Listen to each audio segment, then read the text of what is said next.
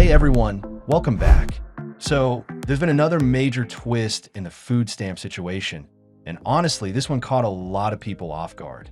Just days after states were told they could issue full SNAP benefits for November, the Trump administration has now reversed course and told them to stop. Late Saturday night, the USDA sent an emergency memo ordering states to immediately undo any full payments that had already gone out. And for millions of families already struggling with this shutdown, that's only added more confusion and worry. If you saw the last update, you know that some states like Oregon, New York, and Wisconsin had already started sending full benefits after a federal court said the government had to pay. But now, after the Supreme Court stepped in and temporarily paused that order, the USDA is saying those payments weren't authorized. They're telling states to roll them back or risk losing their federal funding. And that's where things get messy, because some of those payments have already hit people's cards. So yeah, this new development has left a lot of people asking, can the government actually take those benefits back? And what happens to families who already spent them? Before we get into what all this means, if you find updates like these helpful, make sure to subscribe. That way you won't miss when I post the next one, because things are changing fast. Now, here's what actually happened. The USDA memo came right after the Supreme Court issued what's called an administrative stay. That means the court basically hit pause on a lower court ruling that forced the government to pay full benefits. Justice Ketanji Brown Jackson signed that order Friday night, which gave the administration time to argue its case while everything gets sorted out in appeals court. And right after that ruling, the USDA told states that only 65% of the monthly benefits could be legally supported right now. That's the partial amount they've been using as a placeholder during the shutdown. They also warned that states who ignore the order could lose their administrative funding or be forced to pay back overissued funds out of their own budgets. Now, let's be honest here, this is a huge reversal. Less than a day earlier, states were told to go ahead and release full benefits. Governors and agencies spent all Friday trying to process those payments. And then by Saturday night, the federal government said undo it. That's created absolute chaos for state offices, grocery stores, and the families caught in the middle. And here's where it gets even more complicated. Legal experts are already questioning whether the government can even claw back benefits once they've been issued. According to one law professor, it's not legal to just undo a SNAP payment without due process. He said this memo looks more like an intimidation tactic to stop states that were halfway through the process from finishing their payments. But that hasn't stopped the administration from trying to enforce it.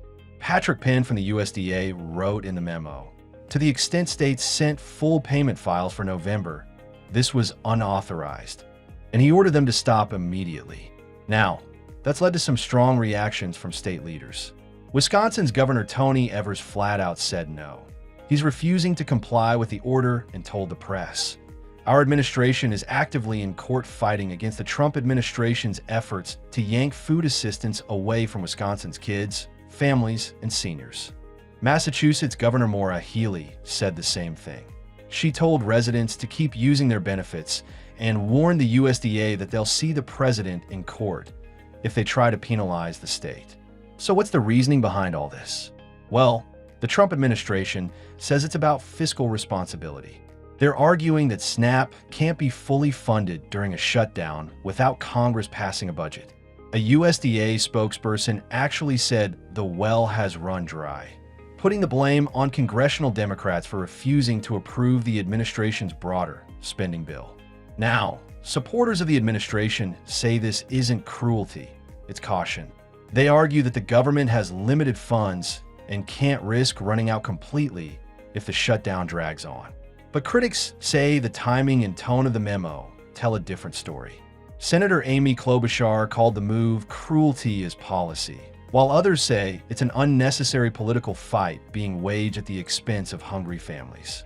And it's not hard to see why people feel that way. For many families, SNAP isn't supplemental, it's essential. We're talking about 42 million Americans who depend on these benefits to buy food every single month. Seniors, veterans, working parents, they all plan their meals around what's loaded on those EBT cards. So when the USDA tells states to undo benefits, it doesn't just create confusion, it creates fear. And this fear has a ripple effect. Food banks across the country are already seeing higher demand, especially in cities like Miami, New York, and Philadelphia. Grocery stores are reporting transaction delays.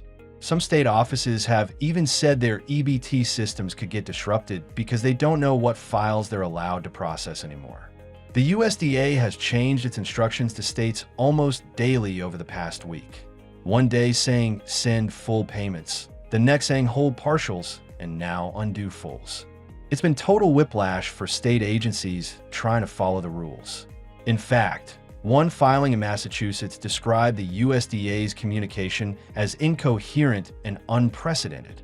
This kind of back and forth isn't just an administrative issue, it's a human one. Each of these decisions affects real people's grocery trips, their kids' meals, and their budgets for the month.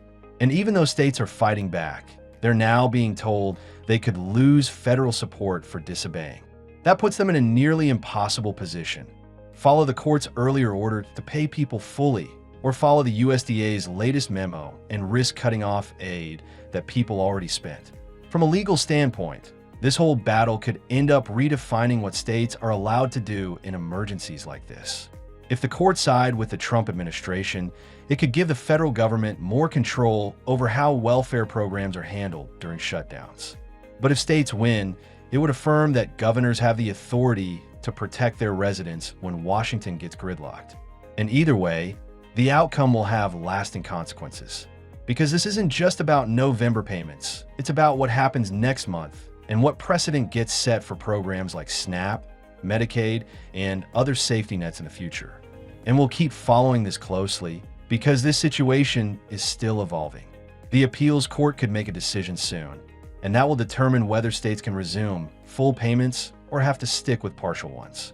But either way, this latest memo is one of the clearest signs yet that America's safety net is being tested not just by money, but by politics. So yeah, stay tuned. I'll keep you posted as new developments come out. And if you haven't already, take a second to share this update or leave a comment below about what's happening in your state. I know many of you have been tracking your benefits closely, and your experiences really help others understand what's going on across the country. All right, thanks for watching, and I'll see you in the next one. Just pausing for a moment to share something important with you. We've partnered with Chapter, a service we feel confident recommending for clear, honest Medicare help. They'll connect you with a licensed advisor, compare every Medicare plan in your area, and help you save money. Most people save around $1,100 a year. It's free, and their care advocate team is there to support you even after you're signed up. Call 615-639-1937 or visit askchapter.org/money using the link in the comments below. Let's keep going.